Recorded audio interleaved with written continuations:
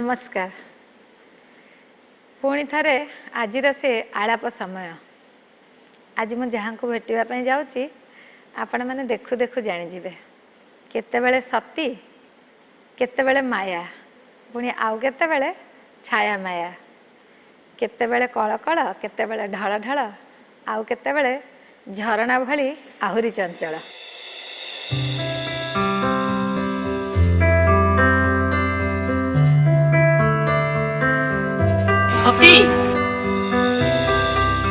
नमस्कार मैडम, आपण को भेटार स्वप्न मोर बहु दिनर केते कथा केते अनुभूति आपण पाखे अच्छी जे मुझे शुणी पारि से मुझे भी जानी तेबे मु आपण को कौन पचारि कि पचार आगु एबे भी आज्ञा कहूँ मो कान पाखे से स्वरटा सब बेले शुणा जाऊँगी आम पिला दिन शुणी आसुचु आप बुझी जाइए घरमणी मैंने मोर एबे भी आपण कथा मन पड़े झरणा दास आपण तो बहुत बाट आगे आसले किंतु मोर से गोटे कथा कान को आगे आसे घरमणी डाक केमती से घरमणी डाकर अनुभूतिटा मत टे कहतु केमी आप रेडियो सेंटर को गले आपणकर से जो तपोई नाटक से मु एएसटी थाए कटक आकाशवाणी रे कौन करवा खुदुरकुणी कौन करवा एमती समस्ते जेजार भावुं मु भी भावुची कौन करवा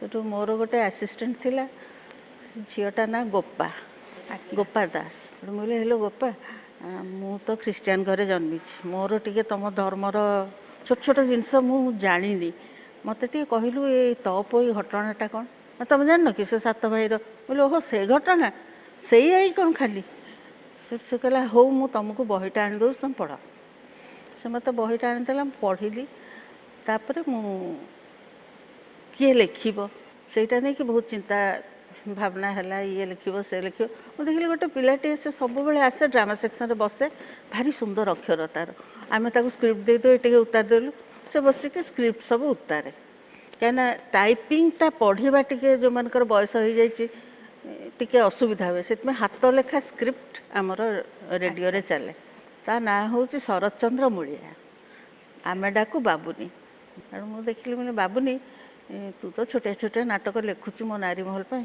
तू लिखिपर कहला तो गोड़ तले पड़ुची अपा मत कहनी मो दे हेनी मुझे अच्छा गोटे कम कर तू गीत गुड़ा लिख मुझे डायलग गुड़ा लिखी डिस्ट्रीब्यूट करके लिखिया कहला बहुत कष्ट से राजी है तापर तपोई लेखा है तापर तपोई हम किए मुझे मुझे पैनल रे बसबी मुझे रेकर्डिंग करी सेपटे रही एपटे तपोई कि हम केते झील आसिले क्या से रेंज को जापारूना सेठू बाध्य होकर मत कहगला जे डायरेक्टर कहल कहीं एत कथा आप निजे करूँ मुझे मुझेपटा संभाली एपट से मो उपर बेसी ना ठीक अच्छे आप खाली डायलॉग नहीं नियंतु पर आम से सब मुझे मत चार्टा मेसीन दरकार गोटे डायलॉग रोटे इफेक्ट्स रोटे म्यूजिक रोटे आउटपुट चार्टा मेसीन मत आप देवे आप तीन देवे अच्छा मुझे कथा दूसरी तुमको चार्टा दिपर मु अभिनय कली कली कली समस्त शुणिले घरमणी डाक माने सेतेबेले आम पिलादिने झील जो साढ़े गोटे बाजिले आपणकर मन थी साढ़े गोटे रु 2टा रविवार जिते चलता है आमर खुदुरकुणी ओषा मैंने आम दौड़ा दौड़ी होगी आसू आपड़ ए कहले जे आप रेडियो रे चाकरी करथिले माने केमती रेडियो रे कहीं चाकरी करिया गले माने प्रथम अनुभूति केमती माने कौन किछि माने माने आपणकर इच्छा थिला ना नहीं रेडियो रे मु बहुत चाइल्ड आर्टिस्ट थी बेतार नाटक सब शिशु संसार जतीन भाई से पुरुणा सेते बेले आम सब जाऊँ से जाऊ जाऊ समस्त नजरटा मो वॉइस उपरे थिला ये झीटा भल कथा कहूँ या स्वरटा भल लगुच से आस्ते आस्ते कौटी गोटे छोट रोल दिगला जे यहाँ झरणा कल देखिए मु चुप बसे मुझे आपण करूँ मु शुणी तापर मु करी तो ये शिखिबार चेष्टाटा मोर बहुत थिला बहुत भल पाऊे ये कामटा मत कहीं बहुत भल लगे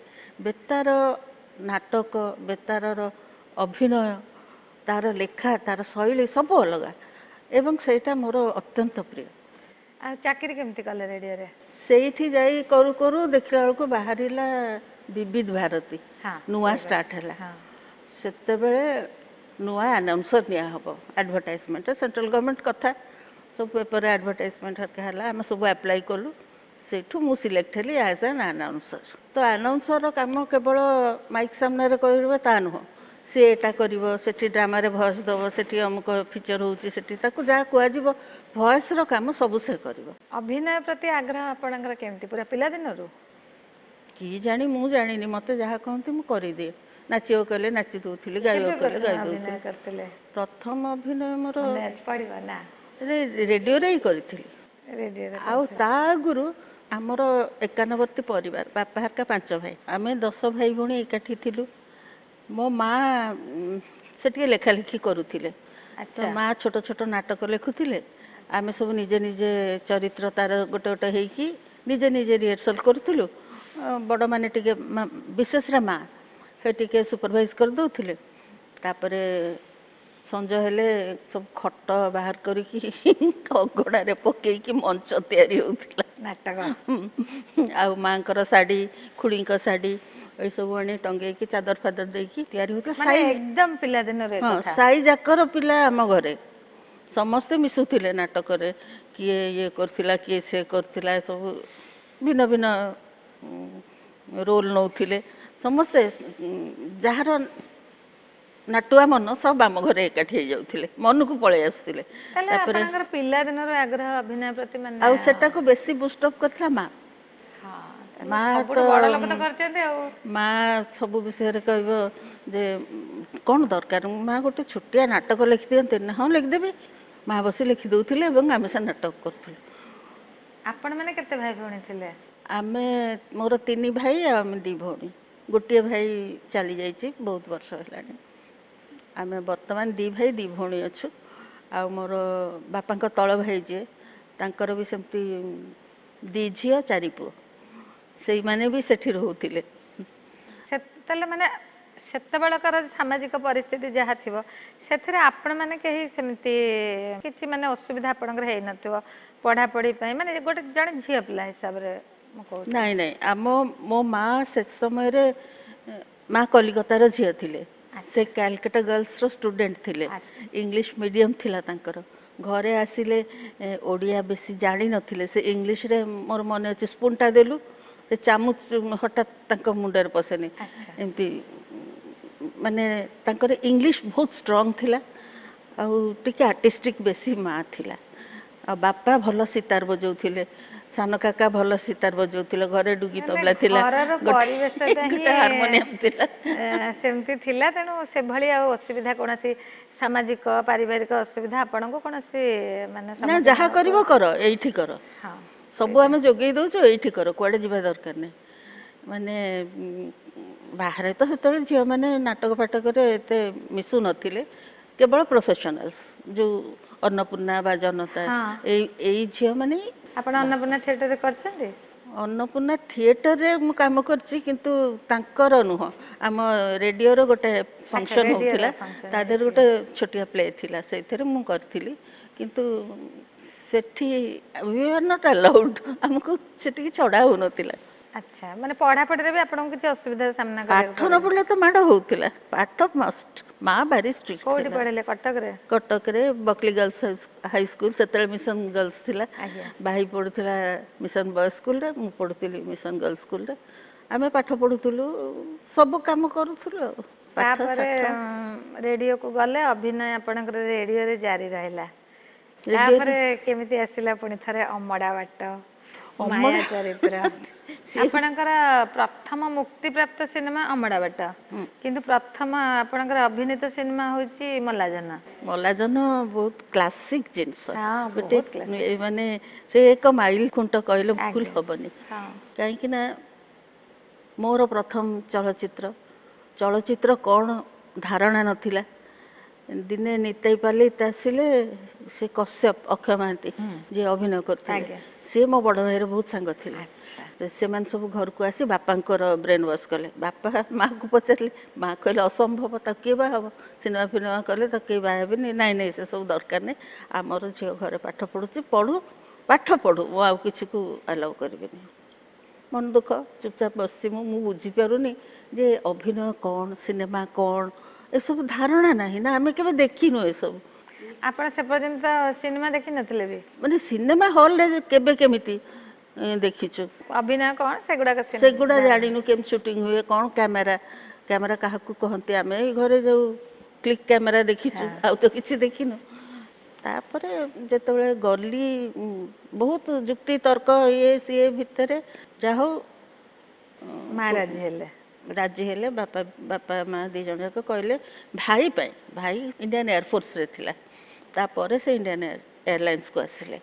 ସେ ଟିକେ ବ୍ରଡ୍ ମାଇଣ୍ଡେଡ୍, କହିଲେ ହଁ କରୁ କରୁ ଗୋଟାଏ କରୁ, ନହେଲେ ନା ଭଲ ନ କଲେ ତାକୁ ଆଉ ଛାଡ଼ିବେନି। ଆଉ ବାହାଘର କଥା, ମୁଁ ତା ବାହାଘର, ମୋର ପାଇଲଟ ସାଙ୍ଗ ଗୋଟେ ଅଛି, ମୁଁ ତା ସାଙ୍ଗେ ବାହା କରିଥିଲି। ସେ ଭାରି ବ୍ରଡ୍ ମାଇଣ୍ଡେଡ୍, ତାର ମନଟା ଯାହା ତା ମୁହଁରେ ସେଇଆ। ତାପରେ ମୋତେ ଆସି ପଚାରିଲେ କିନ୍ତୁ ଯେ ହଇରେ ଏମିତି କ'ଣ ସବୁ କଥାବାର୍ତ୍ତା କରୁଛନ୍ତି, ତୁ କ'ଣ ଏ କାମ ପାରିବୁ? ମୁଁ କହିଲି ମୁଁ ଜାଣିନି, ମୁଁ ତ କେବେ ଦେଖିନି, ଏ କାମ ପାରିବି କେମିତି? ସେଠୁ କହିଲା ହଉ ଗୋଟାଏ କର, ଦେଖିବା ଯାହା ହବ ହବ, ନହେଲେ ନାଇଁ କରିବୁନି, ଆଉ ଗଲା ଆଉ। ଆଚ୍ଛା, ଏମିତି ଇଏ ଭିତରେ ଭାଇ ହଁ କହିବା କାରଣ ଅକ୍ଷୟ ଭାଇର ସାଙ୍ଗ, ସେ ବହୁତ ରିକ୍ୱେଷ୍ଟ କରିଥିଲା ଯେ କହ ଝୁମୁକୁ, ସେଟା ଆର୍ଟିଷ୍ଟିକ୍ ପିଲା, ମୁଁ ଜାଣେ ସେ ପାରିବ। ତାପରେ ଭାଗ୍ୟରେ ଥିଲା। କେମିତି ହେଲା ସୁଟିଂ? ପ୍ରଥମ ଦିନର ଅନୁଭୂତି? ପ୍ରଥମ ଦିନର ଅନୁଭୂତି ବାବାରେ, ମୁଁ ଭାବିଥିଲି ମେକଅପ୍ ହେବି, ଏମିତି ଏମିତି ଆଖିରେ କ'ଣ ସବୁ ଲଗେଇବି, ଆଉ ସୁନ୍ଦର ଦୁଷିବି, ଗୋରା ଦୁଷିବି। ଦେଖିଲା ବେଳକୁ ମୁଁ ଯେତେବେଳେ ଗଲି, ମୋର ବହୁତ ଚୁଟି ଥିଲା, ଏତିକି ଚୁଟି ଥିଲା। ସେଠୁ ଗାଧେଇକି ଯାଇଥାଏ, ନିତେଦା କହିଲେ ଯେ ସେ ଚୁଟିଟା ଖୋଲା ଥାଉ, ଖୋଲ, ତାକୁ ଭଲରେ ଖୋଲିଲୁ ଦେଖିବା। ମୁଁ ତ ଖୋଲିଦେଲି, ମେକଅପ୍ ମ୍ୟାନ୍ କରି ତାକୁ ଗୋଟେ ଟୋପା ଲଗେଇ ଦିଅ। ସେ ଗୋଟେ ଟୋପା ଲଗେଇଦେଲି, ସେତିକି ମୋ ମେକଅପ୍। ଆଉ କିଛି ନାହିଁ ମେକଅପ୍? ମୋ ମନ ଯୋଉ ଦୁଃଖ, ମୁଁ କେତେ କ'ଣ ଭାବିଥିଲି ମେକଅପ୍ ହେବି, ଅମୁକ ହେବି, କିଛି ନାହିଁ ମେକଅପ୍। ମୋତେ କହିଲେ ନାଇଁ ଏଇ ଆମର ଭଲ ଲାଗୁଛି। ତାର ଫଟୋ କିଛି ମୋ ପାଖରେ ଏବେ ବି ଅଛି। ଯେତେବେଳେ ମଲାଜନର ସେଇ ପୋର୍ସନଟା, ଗୋଟେ ଗୀତ ନାହିଁ କହଲୋ ସାଧବାଣୀ, ସେଇ ଯେଉଁ ଗେଟଅପ୍ ମୋର, ସେ ୱିଦାଉଟ୍ ମେକଅପ୍ ପୁରା। କିନ୍ତୁ ସେଇ ସବୁ ଗହଣା ଏଠି ଏମିତି ଟାଇଆ ଟାଇପ୍ର, ସେ ଯାହା କିଛି ଗହଣା ପିନ୍ଧା ହେଇଛି, କିନ୍ତୁ ମେକଅପ୍ ନାହିଁ। ଆପଣଙ୍କୁ ଶିଖେଇଲେ କିଏ? ମାନେ କେମିତି? କିଛି ନାହିଁ, ନିତେ ପାଲି ସେ କିଛି ଶିଖାନ୍ତିନି। ସେ ଭଲ ଭାବରେ ମାନେ କହିବେ ମୁଡ୍କୁ ଆସ, ଯେଉଁ କାମଟା କରୁଛ ସେଇଟା ଉପରେ କନସେନ୍ଟ୍ରେଟ୍ କର। ଆଉ ତାପରେ କହିବେ ଯେ ଡାଇଲଗ୍ଟା କ'ଣ ବୁଝିପାରୁନ ତମେ? କେମିତି ପିଲା ହେଇଛ, ପାଠଶାଠ ପଢ଼ିଛ ତ, ବୁଝ ଭଲରେ, ଆଗେ ବୁଝ, ତାପରେ ମୁହଁରେ ଆସିବ, ସେ ମନକୁ ବାହାରିବ। କିଛି ଦରକାର ନାହିଁ, ତମେ ବୁଝ କ'ଣଟା କହୁଛ ସେଇଟା ବୁଝ। ଏଇ ଗୋଟେ କଥା ନିତେ ତାଙ୍କଠୁ ମୁଁ ଶିଖିଛି ଯେ ଯଦି ତମେ ଗୋଟେ କଥା ଏମିତି ଡାଇଲଗ୍ ବୋଲି କହିଦେଲ, କିନ୍ତୁ ଯଦି ବୁଝିକି କହିବ ତାର ଇଏ ଅଲଗା। ଆପଣଙ୍କର ପ୍ରଥମ ସିନେମାଟା, ମାନେ ଏମିତି କିଛି ଅନୁଭୂତି ଆପଣଙ୍କର ସେତେବେଳେ ଥିବ କି ଯେଉଁଟା ଆପଣ ଜମା ଭୁଲି ପାରିନଥିବେ? ମଲାଜନକୁ ନେଇକିରି, ସତୀ ଚରିତ୍ରକୁ ନେଇକିରି ଆପଣଙ୍କର ଅଭିନୟ କଲାବେଳେ, ସୁଟିଂ ଚାଲିଲା ବେଳେ? ବହୁତ କଥା ଅଛି, କାହିଁକି ନା ପ୍ରଥମ ଯେଉଁ ଜିନିଷଟା, ପ୍ରଥମ କାମ, ପ୍ରଥମ କଥା ନିଶ୍ଚୟ ମନେ ରହେ। ତାର ଗୋଟେ ଅଲଗା ଅନୁଭୂତି। ଆଉ କିଛି ନ ଜାଣିଥିବା ମଣିଷଟେ ତମେ ନେଇ କ୍ୟାମେରା ସାମ୍ନାରେ ଠିଆ, କ'ଣ ଇଏ କ୍ୟାମେରାଟା କ'ଣ କେମିତି ଦେଖିବାକୁ? ସେତେବେଳେ ଏତେ ସୁନ୍ଦର ସୁନ୍ଦର ସୋଫିଷ୍ଟିକେଟେଡ୍ କ୍ୟାମେରା ନଥିଲା, ମିଚେଲ୍ କ୍ୟାମେରା ଏଡ଼େ ବଡ଼, ତାକୁ ଧରିକିରି ଜଣେ କଲିକତାରୁ ଆସିଥାନ୍ତି ସେମାନେ, ବଙ୍ଗାଳୀ ଲୋକ, ତାଙ୍କ ଆସିଷ୍ଟାଣ୍ଟ ବଙ୍ଗାଳୀ, ତାଙ୍କର ପୁରା ୟୁନିଟ୍ଟା ବଙ୍ଗାଳ। ନିତେଇ ପାଲି ସେ ନିଜେ ବଙ୍ଗାଳୀ, ତ ସମସ୍ତେ ବଙ୍ଗଳାରେ କଥା କହୁଥାନ୍ତି। ହଁ, ଆପଣଙ୍କୁ ବି ଅସୁବିଧା ହେଉନଥିବ? ମୋତେ ଅସୁବିଧା ନାଇଁ, ମୋତେ ପଚାରିଲେ ଯେ can you understand Bengali? I said no. ଓ ଆଚ୍ଛା। ମୁଁ ଚୁପ୍ ରହିଲି, ମୁଁ କାହିଁକି ଏମାନଙ୍କ ସାଙ୍ଗେ କଥା କହିବି, ମୋର ଚୁପଚାପ ଥାଏ। ତାପରେ ସେମାନେ ମୋତେ ଭୟଙ୍କର ଗାଳି ଦେଉଥାନ୍ତି। ଥରେ ମୋର ମନେ ଅଛି, କ୍ୟାମେରାମ୍ୟାନ୍ ଯିଏ ଥିଲେ ସେ କହିଲେ ଏଇ ସ୍କିନ୍ ଏକ୍ସପୋଜ୍ হবে ତ? ମୋ ବ୍ରହ୍ମ ଚଳିଗଲା। ମୁଁ କହିଲି କ'ଣ କହିଲୁ, ମୁଁ କଳା ବୋଲି ମୋତେ ଏମିତି କହିବ? ହଉ, ତାପରେ ମୁଁ ଚୁପଚାପ ରହିଲି। ମୁଁ ବାବାଙ୍କୁ କହିଲି ବାବା ଏସବୁ ମୋ ଦେଇ ହେବନି, ଆମେ ଘରକୁ ପଳାଇବା। ନିତେ ପାଲି କହିଲେ ଅଭି ପଳାଇବୁ ମାନେ? ଅଧା କାମ ଛାଡ଼ିକିରି ଗଲେ କେମିତି ହେବ? ପୁରା ଏଇ ଫିଲ୍ମ ଗୋଟିଏ କରିଦିଅ, ତାପରେ ଆଉ ନ କର। ଏମିତି ଦୁର୍ଯୋଗ ସେ ଫିଲ୍ମ ପାଇଁକା ପଇସା ହୁଏନି, କେତେବେଳେ ପଇସା ଏକାଠି ହୁଏ ତ ଟିକେ ସୁଟିଂ ହୁଏ, ତାପରେ ପଇସା ଏକାଠି ହେଲା ତ ଟିକେ ଡବିଂ ହେଲା, ଏମିତି ସେଥିପାଇଁ ସେ ଡେରିରେ ରିଲିଜ୍ କଲା। ଆପଣ ଲେଖକଙ୍କୁ ଭେଟିଛନ୍ତି ମଲାଜନର, ଉପେନ୍ଦ୍ର କୁମାର? ଥରୁଟିଏ ତାଙ୍କ ପାଖକୁ ଯାଇଥିଲି। ସିଏ କିଛି ଇଣ୍ଟରଫିୟର କରୁନଥିଲେ? ନା, से ସେଠିକି ସେ ଆସିନାହାନ୍ତି। ଆସିନାହାନ୍ତି। ମୁଁ ତାଙ୍କ ସାଙ୍ଗେ ଦେଖା କରିବାକୁ ଯାଇଥିଲି। କହିଲେ ଓ ମୋ ସତୀ ଏମିତି କହିଲେ। ମୁଁ କହିଲି ଆଜ୍ଞା ଟିକେ ଦେଖିଥାନ୍ତି ଆପଣଙ୍କୁ। ସିଏ ହେଉଛନ୍ତି ତାଙ୍କ ଝିଅଙ୍କୁ ମାଣିକ କାକି ଖୁଡ଼ି ଥିଲେ। ସେ ଆମେ ତାଙ୍କୁ ଖୁଡ଼ି ଡାକୁଥିଲୁ। ସେ ଦୃଷ୍ଟିରୁ ତାଙ୍କ ପାଖକୁ ଯିବା ଅସମ୍ଭବ ନଥିଲା ମୋ ପାଇଁ, ଆଚ୍ଛା କିନ୍ତୁ ନଟ୍ ଆଜ୍ ଏ ରାଇଟର। ଆଚ୍ଛା ରାଇଟର ହିସାବରେ ମୁଁ ବହୁତ ଶେଷକୁ ମୁଁ ଖାଲି ଏତିକି କହିଲି ସତ୍ୟକୁ କାହିଁ ମାରିଦେଲେ। କହିଲେ ଏକଥା ମୋତେ କେହି ପଚାରି ନାହାନ୍ତି, ତମେ ପଚାରିଲ। ମୁଁ ପରା ସତୀ, ସେଇଥିପାଇଁ ପଚାରିଲେ ସତ୍ୟକୁ କାହିଁ ମାରିଦେଲେ। ହଁ କହିଲେ ଦ୍ୱିତୀୟ ଖଣ୍ଡଟା ଏଇ ସତୀକୁ କାହିଁକି ମାରିଦେଲେ ଉପରେ ଲେଖିବାକୁ ଇଚ୍ଛା ହେଉଛି। କିନ୍ତୁ ଆପଣଙ୍କ ଉତ୍ତର ଦେଇନାହାନ୍ତି ଯେ ସତ୍ୟକୁ କାହିଁକି ମାରିଦେଲେ। ସେତେବେଳର ସୋସାଇଟି, ସେତେବେଳର ପରିବେଶ ପରିସ୍ଥିତି ଯାହା ଥିଲା, ସତୀକୁ ମାରିଦେବାଟା ବେଟର। ଆଉ ସତୀ ନିଜେ ମଲା, ହଁ କେହି ତାକୁ ମାରିନାହାନ୍ତି, ନିଜେ ନିଜେ ସେ ମରିଗଲା। ଆପଣ ଗୋଟେ ସିନେମା ତ ମାନେ କଲେ, ଭାରି ବ୍ୟସ୍ତ ହେଇକି କଲେ, କହିଲେ ଆଉ କରିବିନି। ବ୍ୟସ୍ତ, ଭୀଷଣ ବ୍ୟସ୍ତ। ଉପରେ କହୁଥିବି ମୁଁ ପାରିବିନି, ଖରାରେ ଠିଆ ହେଇପାରିବିନି, ମୁଁ ବଡ଼ ଦୁର୍ବଳ ଥିଲି, ଧଡ଼ିଆ ଥିଲି, ମୋ ମୁଣ୍ଡ ବୁଲଉଛି, ମୁଁ କରିପାରିବିନି। ପୁଣି ଦେହ ଟିକେ ଭଲ ଲାଗିଲା, ନାଇଁ ମ କରିବା ଚାଲ, ମୋ ପାଇଁ କାହିଁ କାମ ଅଟକିବ, କାମ କରିବା। ଆକ୍ଚୁଆଲି ସେତେବେଳେ ଝିଅ ମିଳୁନଥିଲେ। ମିଳୁନଥିଲେ। ଆଉ ଗୋଟେ ଏଜୁକେଟେଡ୍ ଝିଅ ହଁ କହିଛି ମାନେ ତାକୁ ଧର। ଆଉ ସେତେବେଳେ ବି ଆମର ଏତେ ଫିଲ୍ମ ହେଉନଥିଲା, 3 ବର୍ଷ 3.5 ବର୍ଷରେ ଗୋଟାଏ ଫିଲ୍ମ। ସେଥିପାଇଁ ଯେଉଁ ଝିଅମାନେ ମୋ ପରି ଥିଲେ ସେମାନେ ଚାକିରି କରିବାଟା ବେଟର ଭାବିଲେ, ହଁ କାହିଁକିନା ଏଥିରେ ତ ପେଟ ପୋଷି ହେବନି। ନା। 3 ବର୍ଷ 4 ବର୍ଷରେ ଗୋଟେ ଫିଲ୍ମ, ସେ ତ କ'ଣ ପଇସା ମିଳିବ ପଇସାର। ମୁଁ ତ ଗୋଟେ ଥରେ ଜଣେ ମୋତେ କହିଲା, ଅପା ମୋଠି ପଇସା ନାହିଁ, ମୁଁ କିଛି ପଇସା ଦେଇପାରିବିନି। ମୁଁ କହିଲି ସେମିତି କେମିତି ହେବ, ମୁଁ ଗୋଟେ କାମ କରିବି ତ ପାରିଶ୍ରମିକ ତ ଦରକାର, କିଛି ତ ଦେବ। କହିଲା ଅପା ମୁଁ ଆପଣଙ୍କୁ କିଛି ଦେଇପାରିବି, ମୁଁ 1 ଟଙ୍କା ଦେଇପାରିବୁ। ସେ ମୋତେ 1 ଟଙ୍କା ଦେଲା, ମୁଁ 1 ଟଙ୍କା ନେଲି। ଆପଣ ମଲା ଜନରେ କିଛି ପଇସା ମଲାଜନରେ କେତେବେଳେ କ'ଣ ସେମାନେ ଦେଇଛନ୍ତି, କିନ୍ତୁ ଭେରି ନମିନାଲ। ଆଉ ଆମେ କେବେ ମାଗିନୁ। ବାପା କହିଲେ ଖୁସିରେ ଗୋଟେ ସେ କରୁଛି, ଆମେ ସେଇଟା ତ ତା ପ୍ରଫେସନ୍ ନୁହଁ, କରୁଛି। ଆଉ ଅମଡ଼ା ବାଟରେ ଅମଡ଼ା ବାଟ ବେଟର ଥିଲା, ମାନେ ସବୁ ଦୃଷ୍ଟିରୁ ଭେରି ଅର୍ଗାନାଇଜ୍ଡ, ସବୁ କିଛି ପ୍ରି ପ୍ଲାନ୍ଡ। ବାବୁଲାଲ ଦୋଷୀ ଗୋଟିଏ ଲୋକ, ତାଙ୍କଠୁ ବହୁତ କିଛି ଶିଖିବାର ଅଛି। ସେ ଏମିତି ମୋର ମନେ ଅଛି, ଆମେ ସୁଟିଂରୁ ଫେରିବୁ, ଏଇ ବ୍ୟାଚ୍ର ସୁଟିଂ ଖତମ, ଏମିତି ବାବୁଲାଲ ଦୋଷୀ ବସିଥିବେ, ଏମିତି ସବୁ ଟଙ୍କା ଥୁଆ ହେଇଥିବ, ସମସ୍ତଙ୍କ ନାଁ ଲେଖା ହେଇଥିବ, ମାନେ ତୁ ଏତିକି ଆଡ଼ଭାନ୍ସ ନେଇଛୁ, ତୋର ଏତିକି ଡ୍ୟୁ ଅଛି, ନେଇଯା। ଏମିତି ପ୍ରଡ୍ୟୁସର ମୁଁ ଦେଖିନି। ଆଚ୍ଛା ଆମେ କଲିକତାରେ ସୁଟିଂ କରୁଥିଲୁ, ଷ୍ଟୁଡ଼ିଓରୁ ଘରକୁ ଆସିବୁ, ମାନେ ଗୋଟେ ଘର ଭଡ଼ା ନିଆ ହେଇଥିବ, ସେଇଠି ଆମେ ରହୁଥିଲୁ।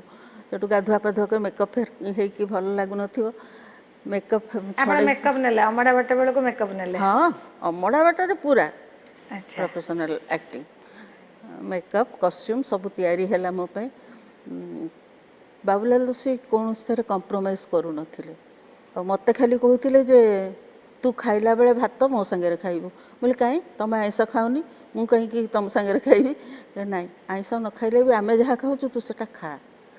ସେ ବାଦାମ ଫାଦାମ ବହୁତ ରିଚ୍, ଘିଅ ଫିଅ ଦେଇକରି ସେମାନେ ଖାଆନ୍ତି, ମୁଁ ତାଙ୍କ ସାଙ୍ଗରେ କିଛି ତ ଟିକେ ଖାଇବି। ଆପଣ ଅଟୋମେଟିକ୍ ପତଳା ଥିଲେ। ମୁଁ ବହୁତ ପତଳା ବର୍ତ୍ତମାନ ଥିଲି। ଯେମିତି ପତଳା ହବା ପାଇଁ ବହୁତ କଷ୍ଟ କରିବାକୁ ପଡୁଛି, ସେ କଥା ନାହିଁ। ନାଇଁ, ମୁଁ ବହୁତ ପତଳା ଥିଲି। ମୁଁ ସିନେମା ଦେଖି ଦେଖି ଭାବୁଥିଲି କେମିତି ଫିଗର ଏମିତି ରଖିଥିଲେ, ଏବେ ମୁଁ ଜାଣିଲି। ନାଇଁ, ମୁଁ ବହୁତ ପତଳା ଥିଲି। ଆମ ଘରେ ସମସ୍ତେ ମୋଟାମୋଟି, କେହି ପୁଚକା ପୁଚକି ନଥିଲୁ, ସମସ୍ତେ ଏମିତି ସେମିତି ଫିଗର ପାଇଁ ଥିଲୁ। ଆପଣଙ୍କୁ ସେମିତି କିଛି କଷ୍ଟ, ବର୍ତ୍ତମାନ ଯେମିତି ବହୁତ ହିରୋଇନ୍ ମାନଙ୍କୁ ବହୁତ କଷ୍ଟ କରିବାକୁ ଆମ ପଡୁଛି। ବେଳେ ତ କହୁଥିଲେ ଟିକେ ଆଉ ଟିକେ ହେଲ୍ଦି ହେଲେ ଭଲ। ଯେ ଗୀତା ଦତ୍ତ, ହଁ ସିଏ ତ ବେଶ ମୋଟି, ଆଜ୍ଞା ଆଉ ହଁ ତାର ହଁ ତାକୁ ଆପ୍ରିସିଏଟ୍ କରୁଥିଲେ ଯେ ଏମିତି ହେଲ୍ଥ ହେଲେ ଭଲ। ମୁଁ କହିଲି ନାଇଁ ବାବା, ଏତେ ମୋଟା ମୁଁ ହେଇପାରିବିନି, ମୁଁ ମୋର ଠିକ୍ ଆପଣ ଅଛି। ସେତେବେଳେ କାନ୍ଦିଲା ବେଳେ ବି ଆଖିରେ ଲଗଉଥିଲେ ନା ନାଇଁ, ମନକୁ ମନ ନାଇଁ, କାନ୍ଦୁଥିଲେ? ମୁଁ ଏବେ ବି କାନ୍ଦିଲା ବେଳେ ଖୁବ୍ ଗୋଟେ ଲଗାଏନି। ହଁ, ଯଦି କିଛି ଗୋଟେ କ୍ଲୋଜ୍ ସଟ୍ ଅଛି, ଏଇଟା ବହୁତ ସମୟ ପରେ ଗୋଟେ କ୍ଲୋଜ୍ ନେଉଛନ୍ତି, ମୁଁ ନାଇଁ ତ ମୁଁ କେବେ ୟୁଜ୍ କରେନି। One has to think that I am maya, ମୁଁ ମାୟା, ମୋ ପ୍ରତି ଏଇଆ ଘଟୁଛି, ମୋତେ ଏଇଆ କରିବାକୁ ହେବ। ସେଇଟା ଯଦି ସେ ନିଜେ ବୁଝିଗଲା, କିଛି କହିବାର ନାହିଁ। ଆଉ ମୁଁ ସେତେବେଳେ ସତରେ ଆଜି କହୁଛି, ମୁଁ ଅସମ୍ମାନ କରୁନି କାହାକୁ, କିନ୍ତୁ ଶିକ୍ଷାର ମହତ୍ଵ ବହୁତ ବେଶୀ। ମୁଁ ପାଠ ପଢ଼ିଥିଲି, ମାୟା ଚରିତ୍ର ଚିତ୍ରଣ କଲେଜରେ ବହୁତ ଥର ଲେଖିଛି, କାହିଁକିନା ସେଟା ଆମ କୋର୍ସରେ ଥିଲା। ଯାହା ବି ହଉ, ଶିକ୍ଷାର ମହତ୍ଵଟା ପ୍ରତ୍ୟେକ ଜାଗାରେ ଜଣାପଡ଼େ। ନିଶ୍ଚିତ ଅଭିନୟ ଭାବରେ। କଲାବେଳେ ଡାଇଲଗ୍ କହିଲା ବେଳେ ମୋର ମନେ ଅଛି ସେତେବେଳେ ଯେଉଁ ଅନ୍ୟ କେତେ ଜଣ ସ୍ତ୍ରୀ ଲୋକ ଥିଲେ ସେମାନେ ପଢ଼ି ଜାଣିନଥିଲେ, ବଡ଼ ବଡ଼ ଅକ୍ଷରରେ କିଛିଟା ସେମାନେ ପଢ଼ି ପାରୁଥିଲେ, ନହେଲେ ମୋତେ ଅନେଇକି ବସିଥିବେ, ଝୁନୁ ଟିକେ ଆଲୋ, ଝୁନୁ ଟିକେ ଆଲୋ। ମୁଁ କହିଲି କ'ଣ ହେଲା ନା ତୁ ଟିକେ ଆମକୁ ଡାଇଲଗ୍ ତୁ ପଢ଼େ ଆମେ ମନେ ରଖିବା। କି ଅସମ୍ଭବ ମନେ ରଖିପାରନ୍ତି, ଆଚ୍ଛା ଭୟଙ୍କର ସ୍ମରଣ ହଁ ଶକ୍ତି, ବହୁତ ମନେ ସେତେବେଳେ ବହୁତ ରଖୁଥିଲେ ମନେ ସମୟ ରଖିପାରନ୍ତି। ସମୟରେ। ଆଉ ମୋ କାମ ହେଲା ତାଙ୍କୁ ବସିକି ଡାଇଲଗ୍ ଘୋଷେଇବି। ମୁଁ କହ ମୋ ଡାଇଲଗ୍ ମୁଁ କହି ତୁ ତୁ କହିଦେଉଛୁ, ଆମକୁ ଆସୁନି, କ'ଣ ଲେଖା ହେଇଛି ଆମେ ପଢ଼ିପାରୁନୁ। ଆପଣମାନେ ସେତେବେଳେ ଡବିଂ କରୁଥିଲେ ନା ପୁରା ସାମ୍ନାରେ ଯାହା ନାଇଁ କହୁଥିଲେ? ନାଇଁ ଡବିଂ ନଥିଲା। ଡବିଂ ନଥିଲା, ଯାହା କହିବେ ଆକ୍ଟିଂ କଲାବେଳେ ଯାହା କହୁଥିଲେ ସେଇ ସେଇଟା ସେଥିପାଇଁ ସେଗୁଡ଼ା ଏତେ ଭଲ। ସେତେ ଭଲ ସେଇ ହଉଥିଲା। ଅଭିନୟର ଭିତରେ ଯେଉଁ ଜିନିଷଟା ବାହାରେ ସେଟା ଅଲଗା, ହଁ ସେଇଟା ଗୋଟେ ତାର ଡେଫିନେଟଲି ଅଲଗା ଅଲଗା। ଇଏ। ଆପଣ ମାୟା ଚରିତ୍ର ପଢ଼ିଥିଲେ ଯେତେବେଳେ ସିନେମା ଅଫରଟା ଆସିଲା, ଏଇଟା ବହୁତ ବଢ଼ିଆ, ମାନେ ଅଲଗା ପ୍ରକାର ଅନୁଭୂତି ହେଇଥିବ। କେମିତି ମାନେ ପ୍ରଥମେ ସେ ଅଫରଟା କେମିତି ଆସିଲା? ସେଇ ଅକ୍ଷୟ ଭାଇ କହିଲା ତୁ କରିବୁ ମାୟା ଚଣ୍ଡୀ, ତୁ ତ ଏମିତିରେ ଆମର ଘରେ ଚଣ୍ଡୀ, ଆଉ ତୋର କ'ଣ ଅସୁବିଧା ହେବ, ତୁ କରିଦେବୁ। ମୁଁ କହିଲି କରିଦେବି ମାନେ? ସେଠୁ କହିଲା କିଏ କରୁଛନ୍ତି, କେଉଁ ଲୋକ, କେଉଁ ମାନେ, ମୋତେ ତୁ ଆଗେ ତାଙ୍କର ଗ୍ରୁପ୍ଟାକୁ ଚିହ୍ନେଇ ଦେ, ତାପରେ ଯାହା କହିବୁ। ତାପରେ ବାବୁଲାଲ ଦୋଷୀକୁ କିଛି କହିବାର ନାହିଁ, ବାବୁଲାଲ ଦୋଷୀଙ୍କୁ କେହି ନୋ କମ୍ପ୍ଲେନ୍। ଆଉ ସେ ଜଣେ ବାହାର ଓଡ଼ିଆ ଅଣ ଓଡ଼ିଆ ହେଇକି ଏତେ ମାନେ ସେ ଅମଡ଼ା ବାଟ ବହିକୁ ଯେଉଁପରି ଭାବରେ ମନେ ରଖିଦେଇଥିଲେ ଆମେ ପାରୁନଥିଲୁ। ନାଇଁରେ ଝୁନୁ ଏଇ ଜାଗାରେ ନା ଏଇଆ ଥିଲା, ତୁ ବହିଟା ମନେ ପକା। ସେ ଭାରି ଭାରି ପ୍ରଫେସନାଲ୍। ଆପଣ ଏ ଲେଖିକାଙ୍କୁ ଭେଟିଥିଲେ ଅମଡ଼ା ବାଟର? ଥରେ ବହୁତ ଗାୟତ୍ରୀ। ବର୍ଷ, ସେ ତ କାହା ସାଙ୍ଗେ ଦେଖା କରନ୍ତିନି, ଭାରି ସାଇ ନେଚର, କୌଣସି ଇଣ୍ଟରଭ୍ୟୁ ଦେବେନି, ଚୁପଚାପ ରହିବେ। ସୁତରାଂ ତାଙ୍କ ସାଙ୍ଗରେ ଆଉ ସେତିକି ମୋର ଇଣ୍ଟରାକ୍ଟ ହେଇପାରିଲାନି।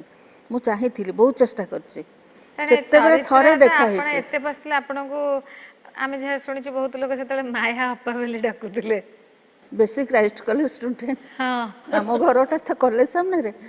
ସେମାନେ ମୋତେ ଦେଖିଲେ ମାୟାପା ମାୟାପା ନମସ୍କାର ନମସ୍କାର, ମୁଁ ନମସ୍କାର ନମସ୍କାର କହିବି ପଳେଇବା କଥା। ତାପରେ ପୁଣି ଆସିଲା ଅଭିନେତ୍ରୀ, ଆପଣ ସେଥିରେ 2ଟା ଚରିତ୍ରରେ କରିଛନ୍ତି, ସେ ଅନୁଭୂତି କେମିତି? ବହୁତ କଷ୍ଟ, କେମିତି? ବହୁତ କଷ୍ଟ। ଥରେ ମାୟା ଚଗଲା ଝିଅ, ଥରେ ହଁ ଏକଦମ ଛାୟା ମାୟା, 2ଟା ଚରିତ୍ର ଯେଉଁ ଏକଦମ ଶାନ୍ତ ସୋବର, ଭାରି କଷ୍ଟ। ଆଉ 2 ଜଣଙ୍କର କ'ଣ, ମୁଁ ଥରେ ମାୟା ହେଇ କଥା କହିବି, ଥରେ ଛାୟା ହେଇ କଥା କହିବି। ତ ଏଠି ଗୋଟେ ରକମ ଡ୍ରେସ୍, ଆଜିକାଲିକା ଭଳିଆ ତ ଏତେ ଆଡଭାନ୍ସ ନାଇଁ ଟେକ୍ନୋଲୋଜି ବି ନାଇଁ, ହେଇନଥିବ। ସେ ସ୍କ୍ରିନ୍ଟାକୁ ଦି ଭାଗ କରି ଗୋଟେ ଭାଗରେ ଛାୟା, ଗୋଟେ ଭାଗରେ ମାୟା। ତ ସେଇ ଅନୁସାରେ ମୋତେ କଷ୍ଟ୍ୟୁମ୍ ଚେଞ୍ଜ କରିବାକୁ ହୁଏ, ହେୟାର ଷ୍ଟାଇଲ୍ ଚେଞ୍ଜ କରିବାକୁ ହୁଏ, ତାପରେ ମାନେ କରିବାକୁ ହୁଏ। ଲାଗ ଲାଗ ନା ଆଗେ ଗୋଟେ ଚରିତ୍ର ପୁରା ସାରିଦେଲେ ନାଇଁ ତାପରେ ଆଉ ପୁରା ନାହିଁ, ସେଇ ସିନ୍ ୱାଇଜ୍ ଏତିକି ଭାରି କଷ୍ଟ। ମୁଁ ବହୁତ କଷ୍ଟ ପାଇଛି ଏବଂ ସେଇଥିରେ ହିଁ ମୋ ଦେହ ଖରାପ ହେଇଗଲା। ଆସିଡ଼ିଟି ହେଇ ଖାଇଲିନି, ମୁଁ ତ ଏମିତିରେ ଏତିକିଟିଏ ଖାଉଥିଲି, ଆଉ ଖାଇବାକୁ ଇଚ୍ଛା ହେଲାନି, କାମଟା ଠିକ୍ ହେଉନି, ବହୁତ କଷ୍ଟ କରିଛି ମୁଁ ସେ ମାନେ ଅଭିନେତ୍ରୀ ପାଇଁ। ସେତେବେଳକା ସମୟରେ କେମିତି, ମାନେ ଯୋଉ 2ଟା ଚରିତ୍ର କରୁଥିଲେ, ଆପଣ ପ୍ରଥମେ ତ ଶୁଣିଥିବେ ଯେ ମତେ 2ଟା ଚରିତ୍ର ଦିଆହଉଛି ବୋଲି, ଭାବିଲେ କ'ଣ ମାନେ ଏକାଥରେ ଭାବିଲି 2ଟା ଦେଖିବା ଚରିତ୍ର କରିବି? ଏକ୍ସପେରିମେଣ୍ଟ, ଯଦି ମୋତେ ଅକ୍ଷୟ ଭାଇ ଭାରି ସୁନ୍ଦର ଭାବରେ ବୁଝେଇ ଦିଅନ୍ତି, ଏଇ ଯେଉଁ କଶ୍ୟପ ଝରଣା କରିବନି ତ କିଏ କରିବ? ତୁ କହିଲୁ ମା ଏମାନଙ୍କ ଭିତରୁ କିଏ ବୁଝିପାରିବେ? ତୁ ଗୋଟେ ଏଜୁକେଟେଡ଼ ଝିଅ, ତୁ ବୁଝିପାରିବୁ। ମୁଁ କହିଲି ହଁ ଏଇ ଚରିତ୍ର ଚିତ୍ରଣ ତ ବହୁତ କରାହେଇଛି, ପାଠ ପଢ଼ା ହେଇଛି, ଅସୁବିଧା ନାହିଁ ସେଥିରେ, କିନ୍ତୁ ଭାରି କଷ୍ଟ ହେବ କରିଲେ। କଷ୍ଟ ହେବ ହେବ, କଷ୍ଟ କରିବୁ। ଗୋଟେ ଡବଲ ରୋଲ୍ କରିବା କ'ଣ ସହଜ କଥା? ତୋ ଭାଗ୍ୟ, ତୋତେ ମିଳିଛି ମୋତେ ମିଳିନି, ଏମିତି ବୋଲି ମୋତେ ବୁଝେଇଦେଲେ, ମୁଁ ବି ବୁଝିଗଲି। ଅଦିନ ମେଘ ମାନେ ଗୋଟେ ଗୋଟେ ମାଇଲ ଖୁଣ୍ଟ। ବହୁତ ଦିନ ପରେ ଅଦିନ ମେଘରେ ଅଭିନୟ କଲି। ମୁଁ ସେତେବେଳେ ମୋ ବାହାଘର ହେଇସାରିଛି, ମୋ ପୁଅ ହେଇଯାଇଛି, ଛୋଟିଆ ପୁଅଟିଏ, ମୁଁ ତାକୁ ବାହାଘର ଛାଡ଼ିକି। ହେଇଗଲା କହିଲେ, ଆପଣଙ୍କ ମା କହୁଥିଲେ ସିନେମାରେ ରୋଲ କଲେ ତତେ ବର ମିଳିବନି, ସେ କଥା ପୁଣି କେମିତି ହେଲା?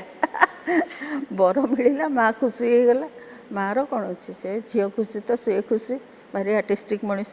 ମାନେ କିଛି ଅସୁବିଧା ହେଲା କି ବର ମିଳିବାରେ, ଅଭିନୟ କରୁଥିଲେ ବୋଲି, ନା ସୁବିଧା ହେଲା? ନାଇଁ ମୋ ପାଇଁ କିନ୍ତୁ ଭାଇ ବଢ଼ିଆ ବଢ଼ିଆ କ୍ୟାଣ୍ଡିଡେଟ୍ ଠିକ୍ କରିଥିଲେ। ସେ ତାଙ୍କର ପାଇଲଟ୍ ବାଲା, କିନ୍ତୁ ଯୋଗ ଥିଲା ଅଲଗା ଆଉ।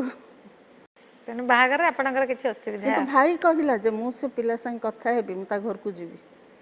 କହିଲେ କଲିକତା ଆମର କିଏ ଯିବ ତାଙ୍କ ଘରକୁ ପୁଣି ଯାଇକି ଭାଇ ଯାଇଥିଲା ତାଙ୍କ ଘରକୁ।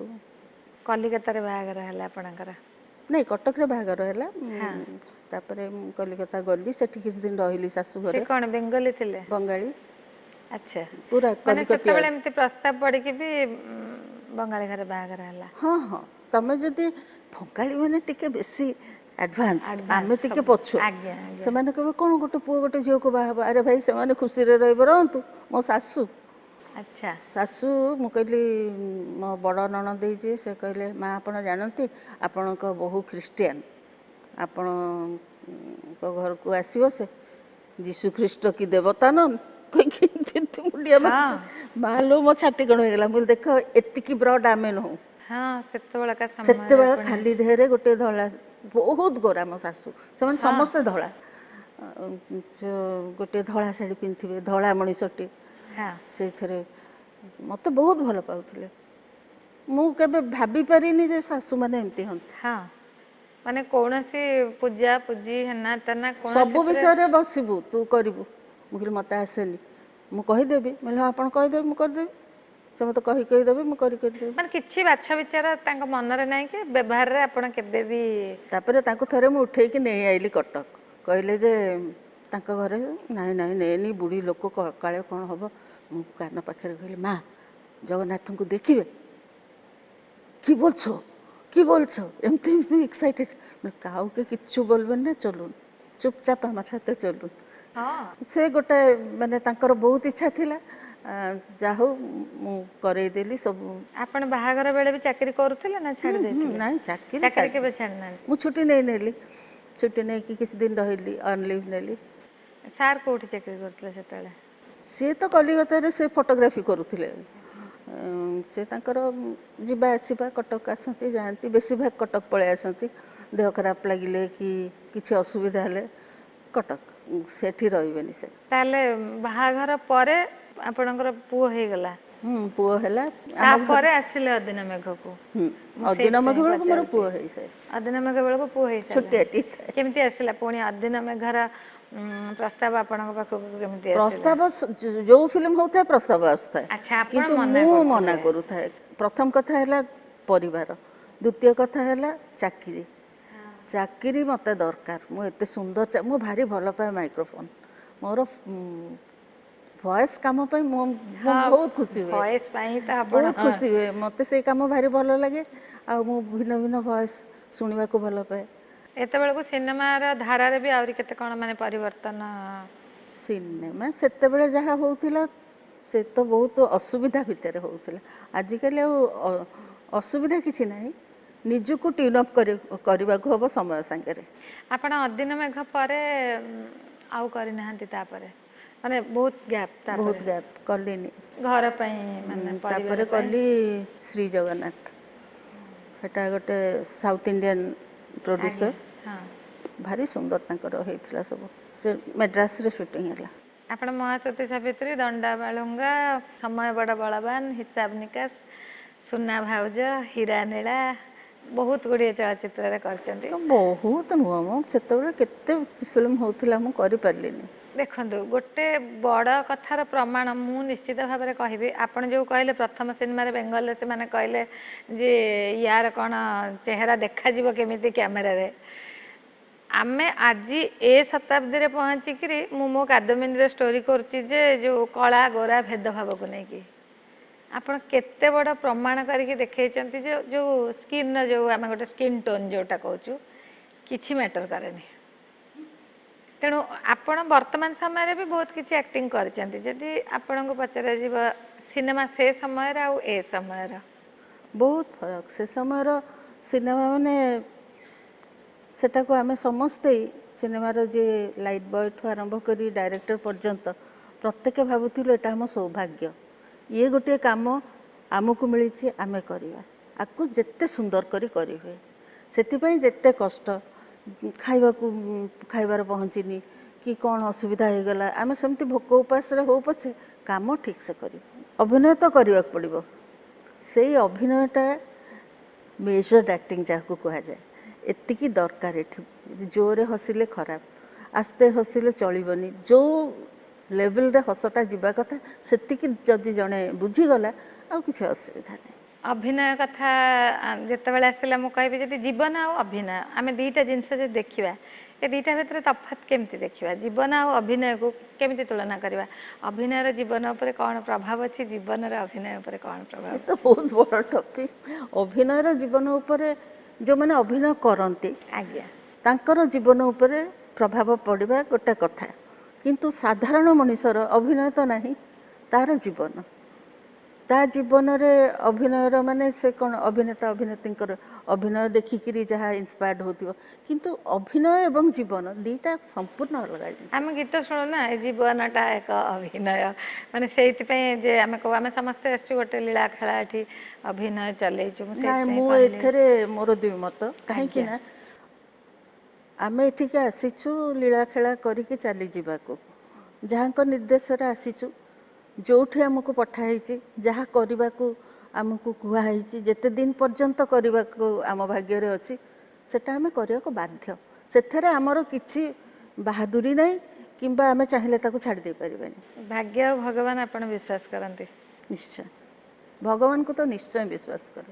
ଦେଖିନି କେବେ କେମିତି ସେ ଦେଖିବାକୁ କି କ'ଣ କେଉଁଠି ଅଛନ୍ତି କେମିତି ଜାଗା କିଛି ଦେଖିନି, କିନ୍ତୁ ବିଶ୍ୱାସ ଅଛି ନିଶ୍ଚୟ ଯେ ଗୋଟିଏ ଅଦୃଶ୍ୟ ଶକ୍ତି ତାଙ୍କର ଇଚ୍ଛା ଦ୍ୱାରା ଆମେ ସମସ୍ତେ ପରିଚାଳିତ।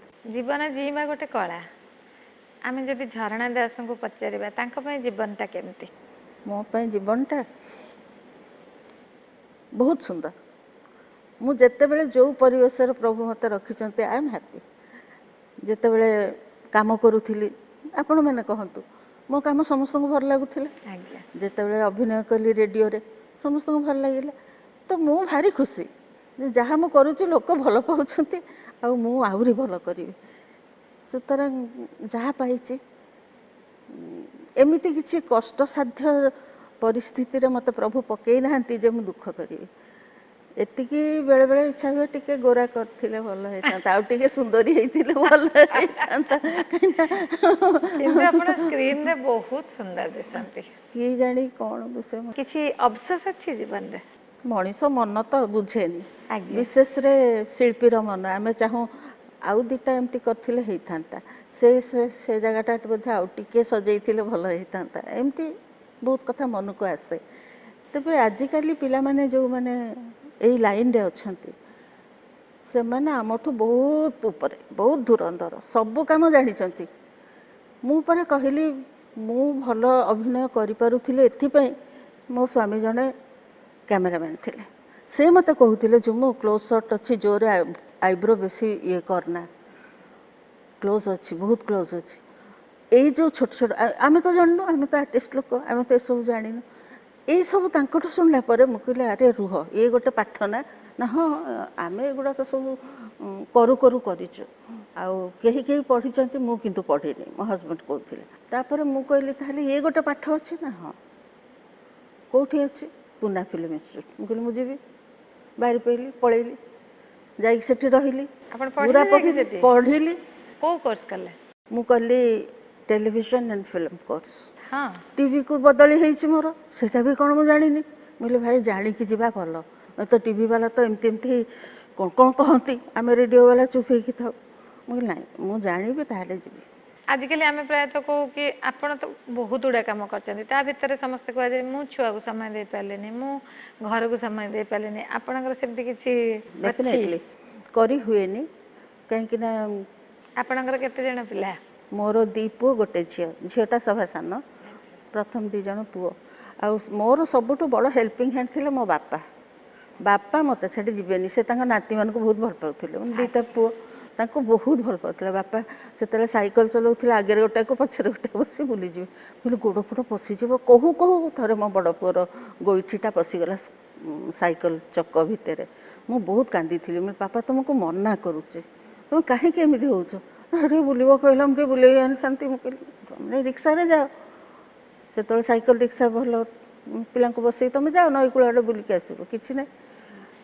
ସେ ଅଫସୋସ ଆପଣଙ୍କର ନାହିଁ ଯେ ମୁଁ ପିଲାଙ୍କୁ ସମୟ ଦେଇନି ମାନେ କ'ଣ? ବର୍ତ୍ତମାନ ମୋ ପିଲାମାନେ ଯିଏ ଯେଉଁ ଜାଗାରେ ଅଛନ୍ତି ତାଙ୍କୁ ପଚାରିଲେ ସେମାନେ କହିବେ ଯେ ମାମା ମୋଟେ ଏକ୍ସକ୍ୟୁଜ କରନ୍ତିନି, ମାମା ବାଡ଼େଇ ପକେଇବେ ଯଦି ଆପଣ ପାଠ ସବୁ ଭିତରେ ବି ପିଲାଙ୍କୁ ଯେତିକି ସମୟ ଯେତିକି ପାଠ ଦେଇକି ଗଲି, ଅଫିସ ଯାଉଛି ଏତିକି ପାଠ ଦେଇକି ଗଲି, ଆସିକି ନେବି, କରିଥିବୁ ନହେଲେ ବୁଝିବୁ।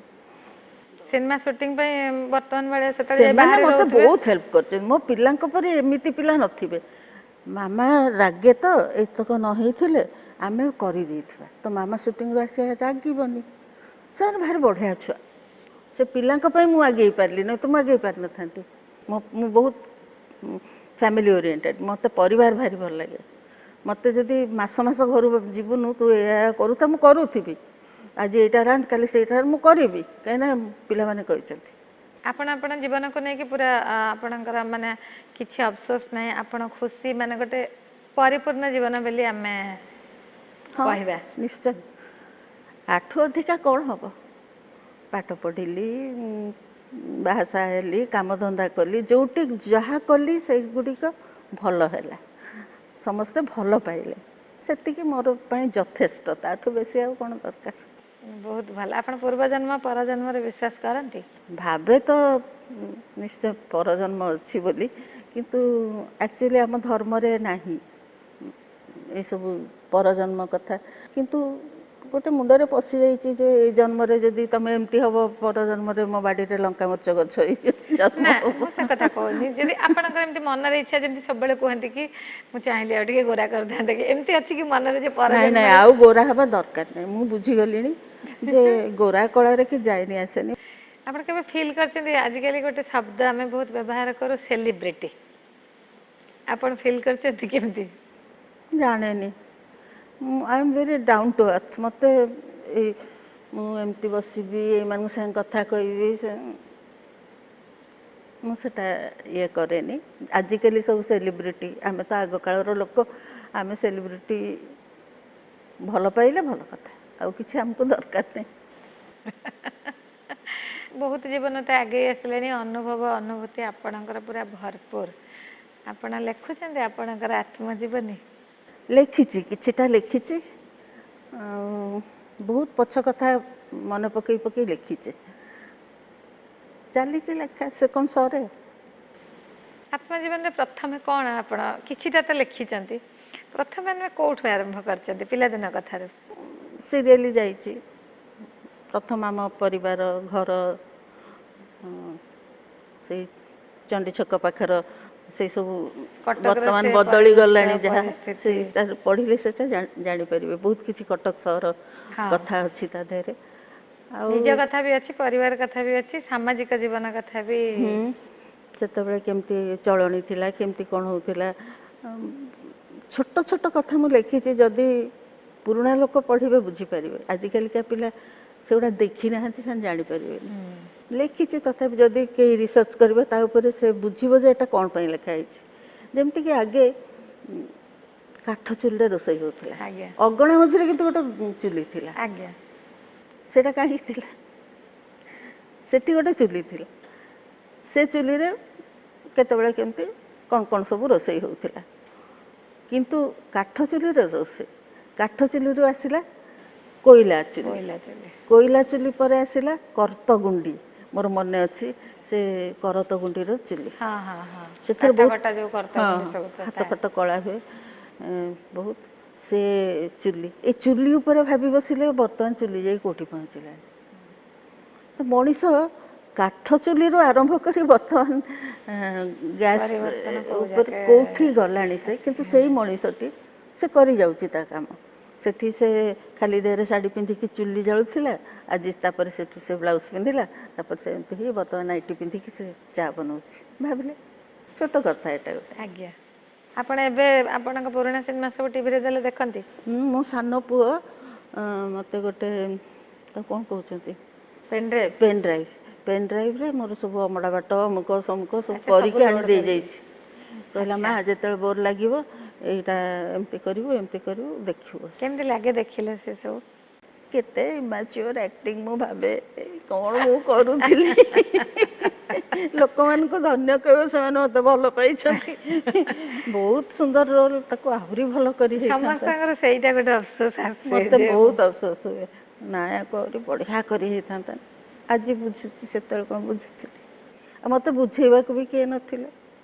ଆପଣଙ୍କର ଅଭିନୟ ଦେଖି କେହି କେବେ କହିନାହାନ୍ତି ଯେ ତୁ ଏଇଟା, ମାନେ ମୁଁ ସେତେବେଳେ କଥା କହୁଛି, ଏବେକା କଥା କହୁନି, ଯେତେବେଳେ କରିସାରନ୍ତି ସିନେମାଟା ଆସେ ଏଇଟା ତୁ ଆଉ ଟିକେ ଏମିତି କରିଥାନ୍ତୁ କି ସେଇଟା ଆଉ ଟିକେ ଏମିତି, ସେତେବେଳେ କେହି କହୁନଥିଲେ?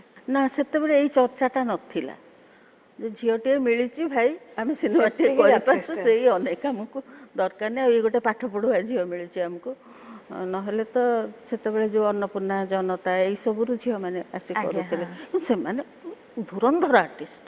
ମୁଁ ପରା ମଣିଅପା କଥା ଭାବେ ଯେତେବେଳେ, ହଁ। ମଣିମାଳା ପଢ଼ି ଜାଣିନି, ଓ ମୋତେ ଖାଲି ବିକଳ ହେଉଥିବ, ଝୁନୁ କାଢ଼ ଗଲା, ଝୁନୁ କାଢ଼, ଆଚ୍ଛା ମୁଁ ଟିକେ ବସିବିନି, ମୋ ପରି ରହିଲା ବେଳକୁ ତୁ ଆ ମୋତେ ଟିକେ ପଢ଼େଇ ଦେ, ତାକୁ ମୁଖସ୍ଥ କରେଇ ଦେଇଥିବି ଡାଇଲଗ୍, ଏଇଟା ହେଉଛି ମୋ କାମ। ମୁଁ ତୋତେ ପାନ ମୁଁ ପାନ ଖାଇଲି କ'ଣ ପାଇଁ? ତାଙ୍କରି ପାଇଁ। ହଁ ହଁ, ମୁଁ ତୋତେ ପାନ, ଆଉ କ'ଣ ଦେବେ ମୋତେ? ସେ ପାନ ଖାଆନ୍ତି, ମୁଁ ତୋତେ ପାନକୁ ଭାଙ୍ଗିକି ଦେବି, ବଢ଼ିଆ ପାନ, ଲବଙ୍ଗ କ'ଣ ସବୁ ପକେଇକି ମୋତେ ପାନ ଦେବେ। ତାଙ୍କୁ ମୁଁ ଡାଇଲଗ୍ ଘୋଷଉଥିଲି। ଆପଣଙ୍କ ବେଳର ଆଉ ସେମିତି କାହା ସହିତ ଆପଣଙ୍କର ଅନୁଭୂତି, ସେତେବେଳେ ଯେଉଁମାନେ ଆପଣଙ୍କ ସହିତ ଅଭିନୟ କରୁଥିଲେ, କାମ କରୁଥିଲେ? ସମସ୍ତେ ସମସ୍ତେ ମାନେ ଅଭିନୟରେ ଗୋଟେ ମେନା ଅପା, ସହଯୋଗିତା କଥା। ମେନା ଅପା, ଆଚ୍ଛା ମେନା ଅପା ମାନେ ମୋ ଶାଶୁ ରୋଲ୍ କରିଥିଲେ ଅମଡ଼ା ବାଟରେ। ଆଚ୍ଛା, ଏ ହଁ, ବଢ଼ିଆ। ଖୁନ୍ଦା ମାରିଥିଲେ, ସତରେ ଆଜ୍ଞା। ମାରିଦେଲେ ଯେ ମୋର ରକା ପଶିଗଲା। ଓହୋ, ହଁ ସେ ସତରେ, ସେମାନେ ଥିଏଟର ଆର୍ଟିଷ୍ଟ, ତାଙ୍କର ହଁ ଟିକେ ଲାଉଡ୍ ଆକ୍ଟିଂ, ପିଟାପିଟିଟା ଟିକେ ଜୋରେ, ହଁ। ଭାରି ଅସୁବିଧା ହୁଏ ତାଙ୍କ ସାଙ୍ଗେ। ମୋତେ ଏମିତି ମୋତେ ଆଉଁସି ପକେଇବେ। ବହୁତ ବହୁତ ପ୍ରେମୀ ଲୋକ ସେମାନେ। ମାନେ ଅଭିନୟରେ ଗୋଟେ ସହଯୋଗିତା, ମାନେ ସେଇଟା ଥିଲା ସେ ବାତାବରଣ ଆପଣମାନଙ୍କର। ସମସ୍ତେ ପ୍ରତ୍ୟେକଙ୍କୁ ସାହାଯ୍ୟ କରୁ। କାହାର ଶାଢ଼ୀ ଟିକେ ଏପଟ ସେପଟ ହେଇଯାଇଛି, କି କାହାର କ'ଣ ଟିକେ ମୁଣ୍ଡ ବନ୍ଧାଟା ଟିକେ ଭୁଲଭାଲ ହେଇଯାଇଛି, ଡାକି ନେଇକି ସୁନ୍ଦର ଭାବରେ ଆମେ ତାକୁ ଠିକ୍ କରିକି ଛାଡ଼ିଦେବୁ। ଆଉ ଏଇ ଯେଉଁ ଅକ୍ଷୟ ମହାନ୍ତି କାଶ୍ୟପ, ତାଙ୍କ ସହିତ ତ ଆପଣଙ୍କର ବହୁତ ଭଲ ସମ୍ପର୍କ। ସିଏ ବଡ଼ ଭାଇ, ପୁରା ପୁରା ବଡ଼ ଭାଇ। ଆଉ ସେତେବେଳକା ସମୟରେ ଆଉ କାହା ସହିତ ଆପଣଙ୍କର ଅନୁଭୂତି କେମିତି? କିଛି ଯଦି ଖରାପ ଅନୁଭୂତି ଆପଣଙ୍କର ଏମିତି? ନାହିଁ, କାହିଁକି ନା ଆମେ ଥିଲୁ ମାନେ ପୁରା ଚେହେରାରେ ଗୋଟେ ବିୟୁଟି ସ୍ପଟ୍ କୁହାଯାଏନି, ସେମିତି ଆଚ୍ଛା ଥିଲୁ ଆମେ। ଆକୁ ଚିଡ଼ାନି, ଇଏ ପଳେଇଲେ ଆମ ସିନେମା ବନ୍ଦ ହେଇଯିବ।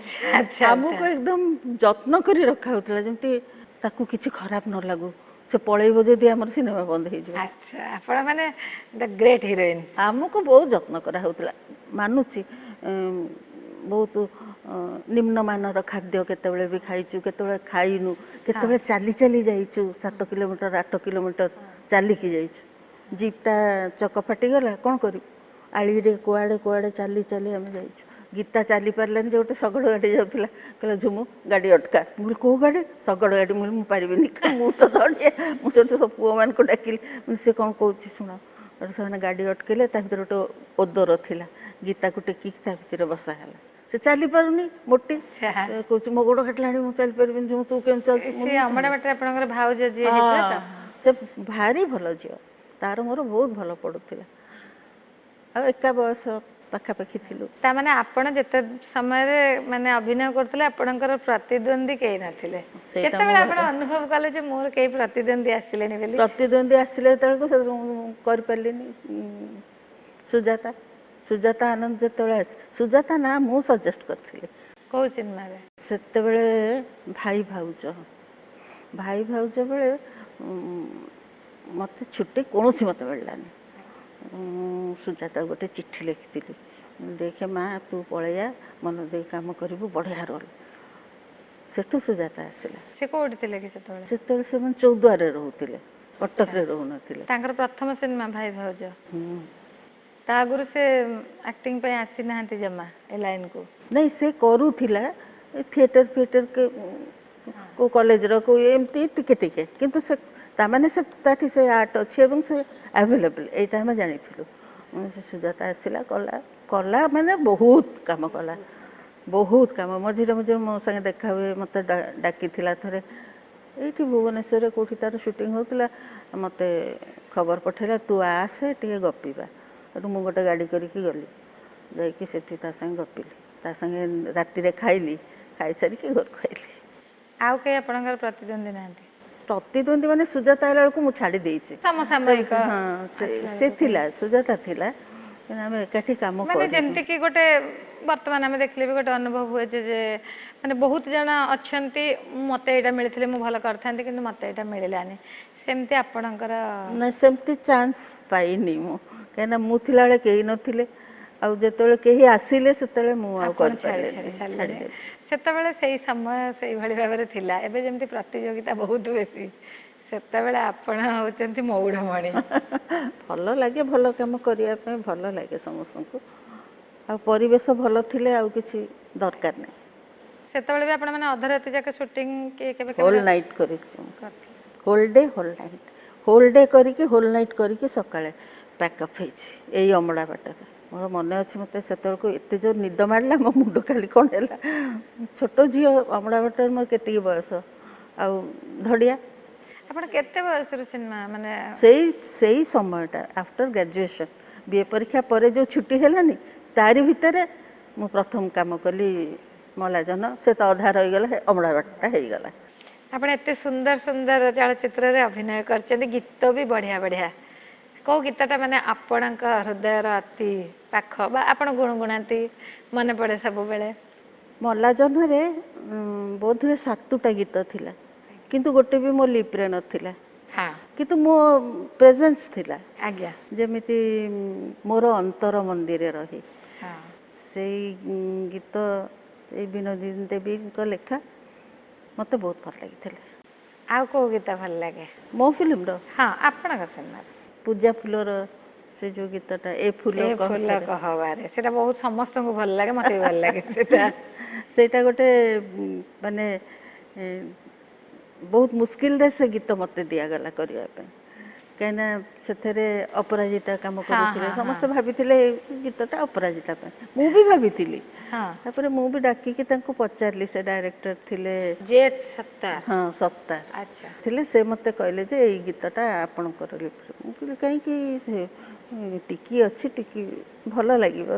କହିଲେ ନାଇଁ, ମୁଁ ତ କହିଲି ଆପଣଙ୍କର ୟଙ୍ଗ ଏଜ୍କୁ ପୁଣି ମୋତେ କେତେ ମେକଅପ୍ରେ ପୁଣି ୟଙ୍ଗକୁ ନିଆଗଲା, ସେଇ ରକମର କଷ୍ଟ୍ୟୁମ୍ ପିନ୍ଧାଗଲା, ହେଲା ଡାଇରେକ୍ଟରଙ୍କ ଇଚ୍ଛା। କଥା କହୁଥିଲେ ସରିବନି, କିନ୍ତୁ ସବୁବେଳେ ସେଇ ଗୋଟିଏ କଥା ଆମେ ସମସ୍ତେ ଜାଣିଛେ, ସମୟକୁ ଧରି ରଖିକି ଚାଲିବାକୁ ପଡ଼ିବ। ଯେଉଁଟା ଆପଣ କହିଲେ, ସୁଯୋଗ ଆସିଲା ତାକୁ ଠିକ୍ ଭାବରେ ସମୟ ଅନୁସାରେ ଆମେ ଇଏ କରିବା। ତେଣୁ ଆପଣଙ୍କ ପାଖରେ କଥା ବହୁତ ଅଛି, ଯେତେ ଶୁଣିଲେ ଶୁଣୁଥିବା, ଅପେକ୍ଷା ନିଶ୍ଚିତ ଭାବରେ କରିବ ଆପଣଙ୍କର ଆତ୍ମଜୀବନୀ ପଢ଼ିବା ପାଇଁ। ଆଜି ପାଇଁ କିନ୍ତୁ ଆମକୁ ଏଇଠି ସାରିବାକୁ ପଡ଼ିବ। ମୁଁ ସତରେ କହୁଛି, ମୋତେ ବହୁତ ବେଶୀ ଖୁସି ଲାଗିଲା ଆପଣଙ୍କ ପାଖରୁ କଥା ଶୁଣି। ମୋର ଗୋଟେ ବହୁତ ବଡ଼ ସ୍ୱପ୍ନ ପୂରଣ ହେଲା। ଥରକୁ ଥର ବାରମ୍ବାର ଆହୁରି ବହୁତ ଥର ମୁଁ ଆପଣଙ୍କ କଥା ଶୁଣିବାର ସୁଯୋଗ ପାଏ। ଆଜି ଏତିକି। ଆପଣ ଏତେ ସୁନ୍ଦର ଭାବରେ ସମୟ, ଏତେ ସୁନ୍ଦର କଥା, ଛୋଟିଆ ଉପହାର ଗୋଟେ କାଦମ୍ବିନୀ, ନିହାତି ଭାବରେ ଆପଣ ପଢ଼ୁଥିବେ କାଦମ୍ବିନୀ। ହଁ ଆପଣ ପଢ଼ନ୍ତି, ମୋତେ କୁହନ୍ତି। ଭଲ ମ୍ୟାଗାଜିନ୍ଟା, ଭଲ ଲେଖୁଛି। ଛୋଟ ଜିନିଷଟେ ତମ ପାଇଁ ଆଣିଛି, ଦେଖ ପସନ୍ଦ ହେଉଛି କି ନାହିଁ। ବହୁତ ବହୁତ ଧନ୍ୟବାଦ। ହେଲା ହେଲା ମାମା। ବହୁତ ଧନ୍ୟବାଦ।